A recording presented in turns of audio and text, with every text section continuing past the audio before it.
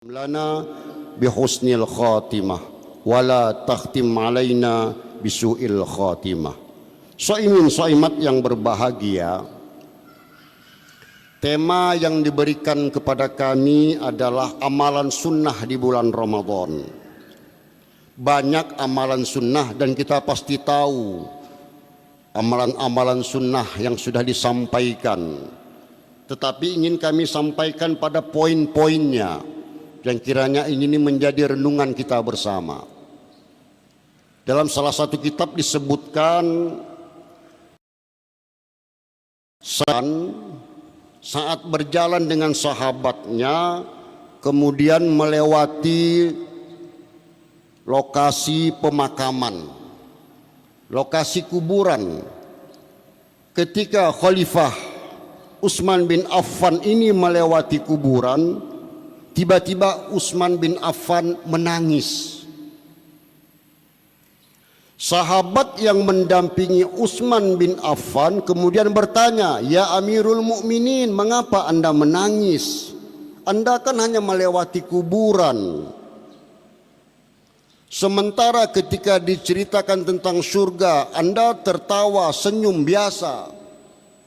Ketika Anda melewati bercerita tentang neraka, kisah tentang neraka, Anda biasa saja. Dan ketika diceritakan tentang hal ihwal kiamat, Anda juga responnya tidak seperti ini. Tapi mengapa ketika Anda melewati kuburan kok Anda menangis? Apa kata Sayyidina Utsman bin Affan? "Wahai saudaraku, nikmatnya surga sudah kita ketahui, dahsyatnya neraka sudah diinformasikan, tentang dahsyatnya kiamat juga banyak ayat-ayat dalam Al-Quran. Mengapa menangis?" Kata Utsman bin Affan, "Ketika seseorang meninggal dunia, pindah alamnya menuju alam barzah." Barzah itu artinya dinding. Ketika seseorang masuki alam barzah, maka alam barzah adalah perjalanan terakhir seorang hamba di dunia. Tetapi ingat, alam barzah adalah pintu pertama menuju akhirat. Jadi semua orang tua kita, saudara-saudara kita yang sudah berpulang ke rahmatullah, semua terhenti di alam barzah. Nah, kondisi di alam barzah itu, hadirin sekalian, itu hanya ada dua. Apakah dia mendapat nikmat kubur atau mendapat siksa kubur? Tidak ada yang lain. Lantas apa orang yang mendapatkan nikmat kubur? Kuburannya dilapangkan, pandangannya sejauh mata memandang, diberikan teman yang baik sesuai dengan amal solehnya ketika di dunia, dan ketika pagi sore diperlihatkan surga kepadanya.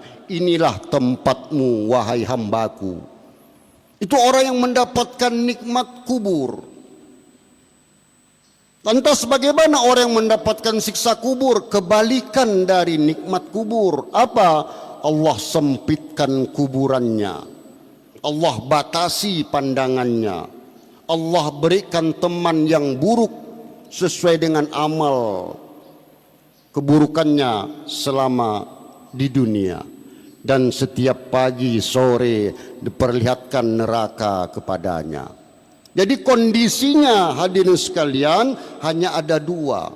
Nah, mengapa aku menangis? Kata Sayyidina Utsman bin Affan, "Aku khawatir nanti ketika berada di alam barzah bukan surga yang ditunjukkan, tapi sebaliknya." Oleh karenanya, pada kesempatan ini ada beberapa amalan yang sebenarnya sudah lazim kita lakukan, hanya untuk memperkuat pemahaman kita, sebagaimana dinyatakan oleh Abu Lais As-Samarkandi, seorang ahli tafsir, ahli hukum dan ahli hadis dari kalangan mazhab Hanafi, menyebutkan, jika ingin aman dari siksa kubur, maka lazimkan 4 hal. Maka biasakan 4 hal ini. Apa yang pertama yang harus dilakukan supaya kita terselamatkan dari siksa kubur? Al-muhafazatu 'alas shalah, menjaga waktu salat. Salat menjadi tiang agama. Awwalu ma yuhasabu bihin nasu yaumal qiyamah as-shalah. Amal yang pertama kali kelak dihisab pada hari kiamat adalah salat. Hadirin sekalian, ada fenomena yang sangat menarik dan ini cukup baik. Dalam 10-15 tahun ini masjid-masjid kita penuh dengan jamaah. Apalagi ada masjid-masjid yang bukan hanya orang tua tapi generasi muda yang memenuhi masjid. Ini satu fenomena yang menarik, bagus untuk perkembangannya. Dan termasuk pesan kami untuk pengurus masjid DKM dimanapun ada, tinggal diberi fasilitas, dimediasi, dikondisikan untuk anak-anak kita ketika berada di masjid. Kalau masjid kita masih ada anak-anak remaja, masih ada anak-anak, maka insya Allah masjid itu 10-15 tahun masih aman. Kenapa? Karena sejak kecil sudah didekatkan dan dikenalkan dengan masjid. Tapi kalau masjidnya hanya dipenuhi dengan orang yang sudah sepuh 60-70 tahun, pertanyaannya kemana anak-anak remaja kita? Karenanya DKM perlu untuk memformulasikan ini sehingga yang aktif tidak hanya orang tua tetapi anak-anak dan remaja, tentu dengan dikondisikan sedemikian rupa. Yang kedua, termasuk amalan yang bisa menyelamatkan dari siksa kubur adalah sedekah. Hadirin sekalian yang dirahmati Allah, dalam surah Al-Munafiqun itu disebutkan ketika penghuni alam barzah itu ditanya, mereka mohon minta dihidupkan meskipun sebentar. Untuk apa? Fa'asaddaqa wa akum minas solihin. Ingin bersedekah saja, bukan ingin menunaikan haji, bukan ingin menunaikan umroh, hanya untuk bersedekah. Mengapa? Karena sedekah bukan hanya perintah agama yang punya nilai vertikal, tapi punya makna sosial. Inilah yang sebenarnya bahwa sholat ini mengajarkan untuk peduli sosial, sehingga satu kata selalu berangkai dengan kata lainnya, yaitu aqimus shalah wa atuz zakah. Ketika seseorang menunaikan sholat, setelah sholat maka harus punya implikasi sosial dalam sholatnya, yakni apa? Peduli kepada siapapun. Makanya aneh kalau ada orang rajin ke masjid dengan tetangga tidak berteguran. Makanya aneh kalau ada orang yang rajin sujud tetapi menyelisihi tetangga, memutus silaturahmi. Bukankah sholat mengajarkan sikap untuk tawadu? Filosofis salam, assalamualaikum. Oh, sebelah kanan ada si A, assalamualaikum ke kiri, sebelah kiri ada si B. Jadi jangan merasa ketika kita sudah taat kemudian kita tidak peduli kepada tetangga kiri kanan sehingga kita merasa kitalah paling kuat ibadahnya. Kaum muslimin, sedekah ini menjadi hal yang sangat urgen dalam Islam sebagai bentuk kepedulian sosial. Ada satu cerita, tetapi dalam intinya adalah untuk sedekah dua hal harus kita jaga supaya sedekah kita ini bernilai pahala. Itu ada dua, yaitu disebutkan dalam Al-Quran, jangan rusak sedekahmu bil manni wal adza, dengan menyebut-nyebut sodakoh yang sudah diberikan dan jangan menyakiti perasaan si penerima. Dalam Al-Quran disebutkan, A'udzubillahi minasyaitonirrajim. Bismillahirrahmanirrahim.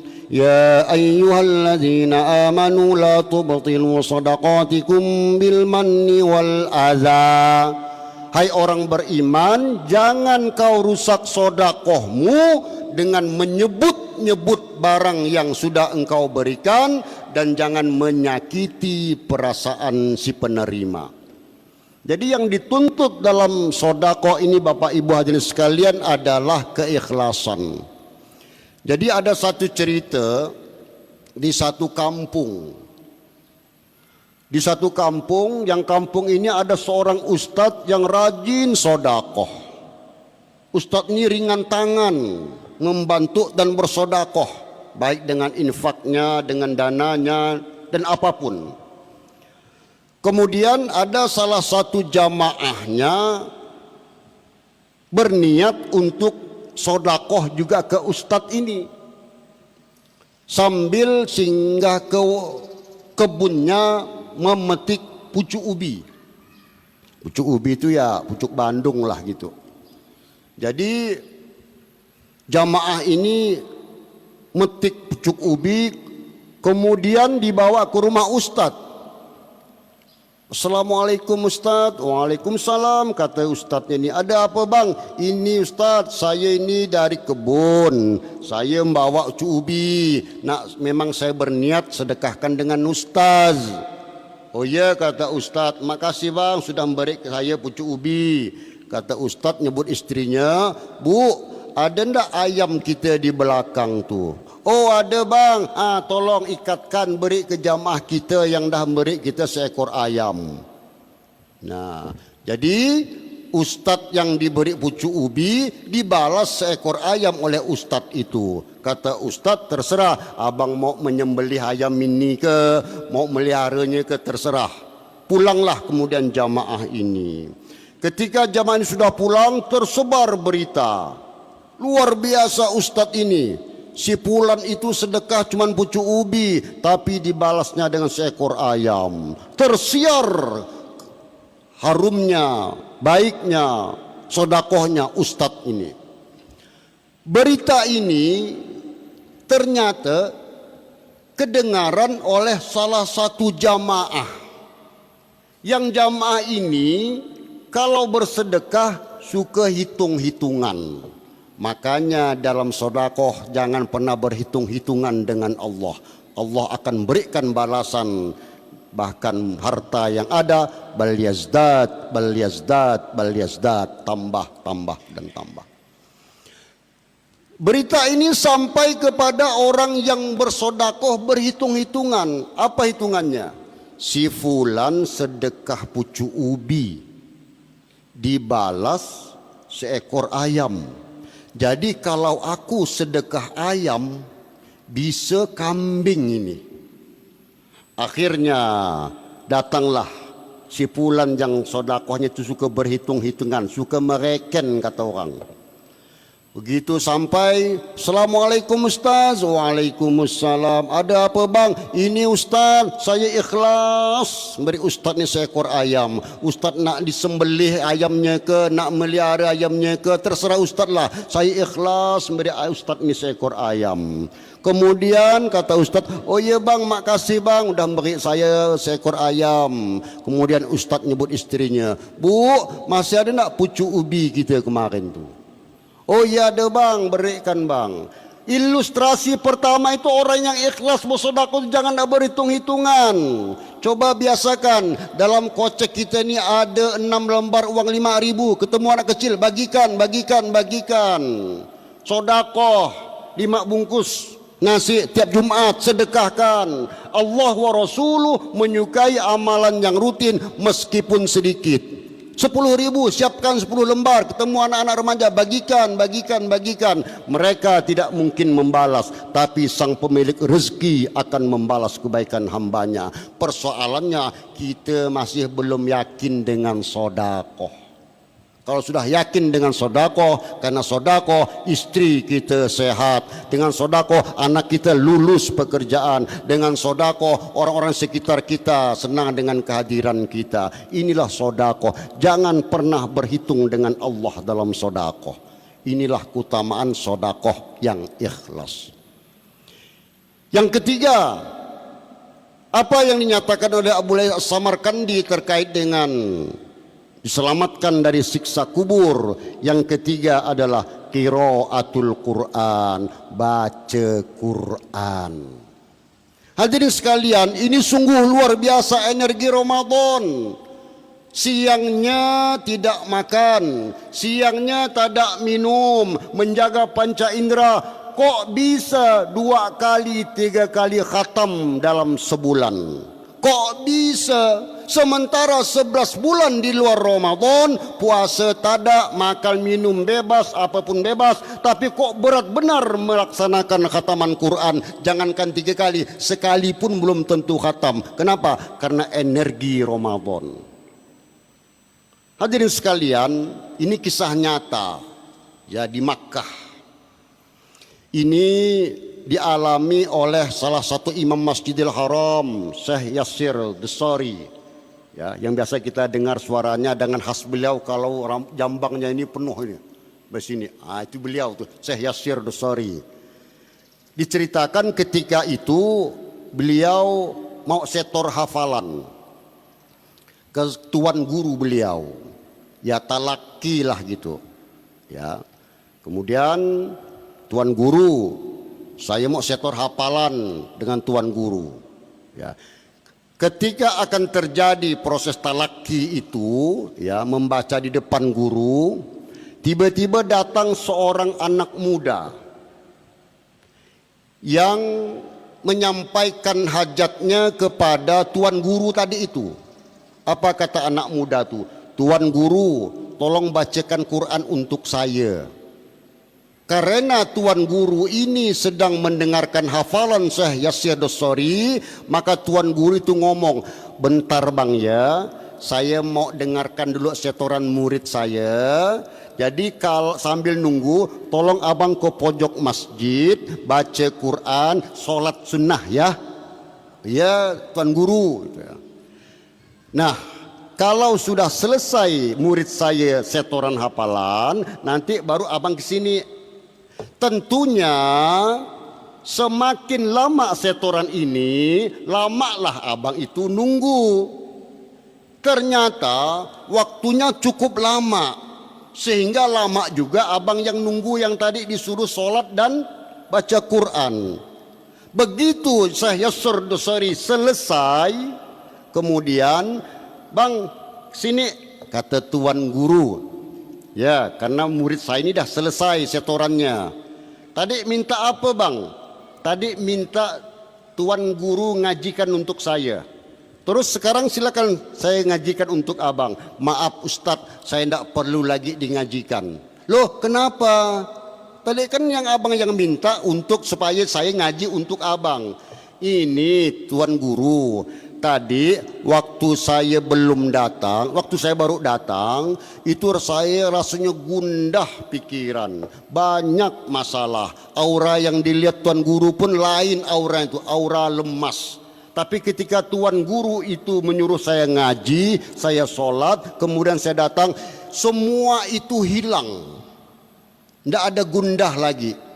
Apa maksudnya tuan guru? Apa kata tuan guru? Wahai saudaraku, ketika engkau datang pertama kali tadi, wajahmu muram, kayak kening kau berlipat 3, banyak masalah. Itu ruhmu itu lapar. Rohani kamu itu lapar. Jadi ketika diisi dengan ngaji, diisi dengan sholat, makanan ruhmu itu sudah engkau santap. Itulah auranya Al-Quran. Dan ini saya alami hadirin sekalian. Bukan untuk apapun tapi untuk memotivasi kita. Saya pernah 2 hari itu dapatkan sakit kepala itu. Kalau bahasa kita ini nyot. 5 menit nyot. 5 menit nyot gitu. Berdesing 2 hari gitu. Ini apa nih, pikiran gak gimana. Akhirnya saya sudah 2 hari itu, hari kedua saya wudhu, sholat sunnah 2 rakaat. Kemudian saya lazimkan, saya perbanyak baca Al-Mu'awwizatain, Al-Falaq 100 kali, An-Nas 100 kali. Begitu saya selesai baca, hilang semua plong sampai saat ini. Artinya hudal linnas wa bayyinatin minal huda wal furqan. Al-Quran itu sebagai petunjuk bagi manusia.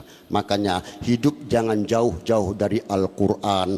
3 hal hati kita harus ada pada tempat ini. 3 posisi hati kita harus ada pada ini. 1, hati kita hadir enggak saat membaca Al-Quran. 2, hati kita tenang enggak ketika kita berada dalam majelis zikir.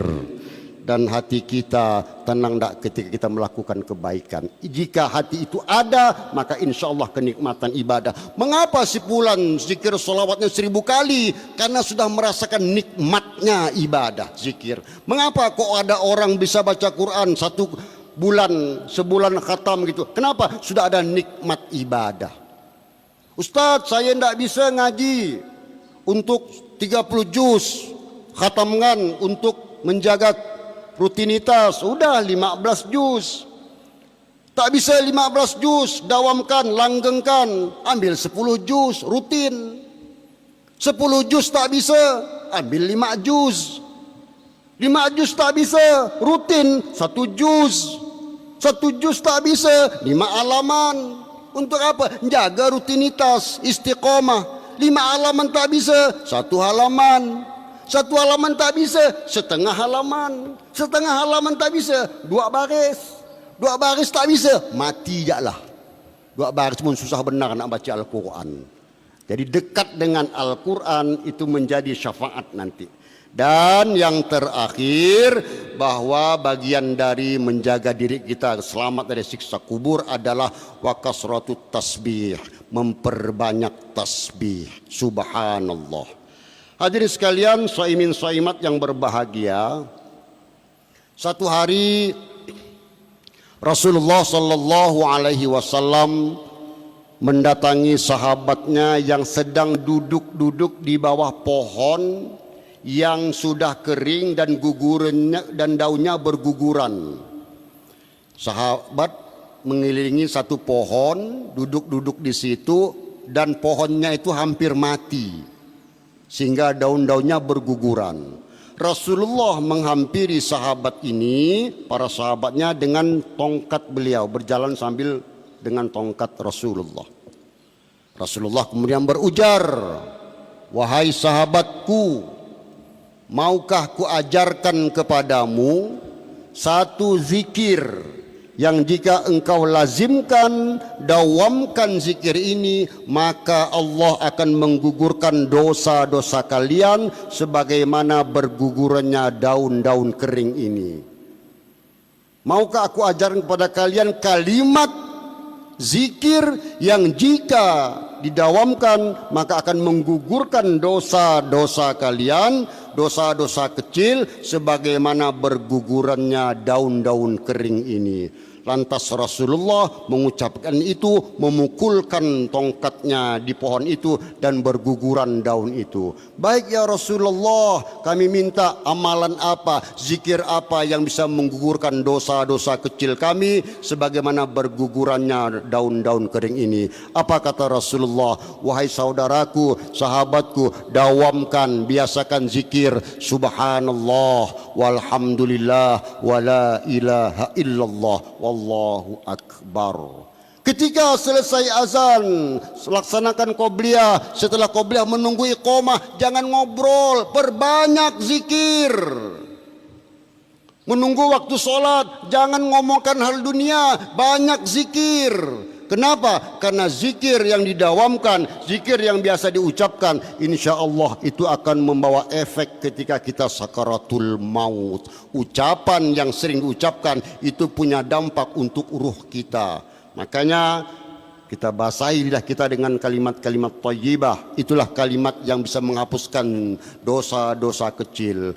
di samping dengan zikir-zikir yang lainnya. Inilah hadirin sekalian yang dapat kami sampaikan. 4 hal ini kalau sekiranya bisa kita amalkan, silakan diamalkan, tapi kami yakin semuanya sudah melaksanakan apa yang menjadi pesan dalam kajian subuh kali ini. Mari kita jaga solat, mari kita perbanyak sodakoh, dekatkan diri dengan Al-Quran, dan memperbanyak tasbih, zikir kepada Allah Subhanahu wa Ta'ala. Terima kasih atas segala perhatian, mohon maaf atas segala kekurangan. Wallahul muwafiq ila aqwamit thoriq. Wassalamualaikum warahmatullahi wabarakatuh.